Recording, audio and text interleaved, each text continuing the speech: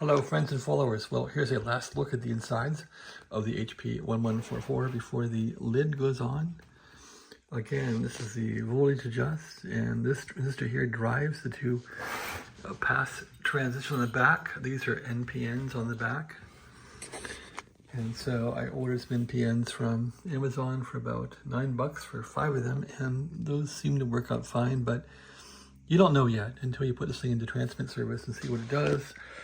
See it cranking out 20 amps, you don't know how it's going to work yet. But anyway, I gave the inside a little bit of a cleaning. Just kind of dusted this thing off before I put the lid back on it. And here's a last look at the insides of it. There's a little rectifier, bridge rectifier, square one down in there. It'll feed these guys about 28 volts. 28 volts goes into here, and then it gets into the pass transistors, and that gets taken down to 13.8 volts or whatever you select here. So I was looking for these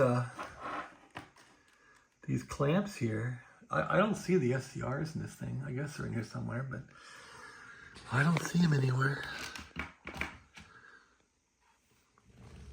That's not an SCR, I don't think. Not sure where they are, or if they're even in here. At any rate, I'm going to try this thing on the radio now. I'm going to put the lid back on it and give it a shot. So, thanks for watching. Have a nice day.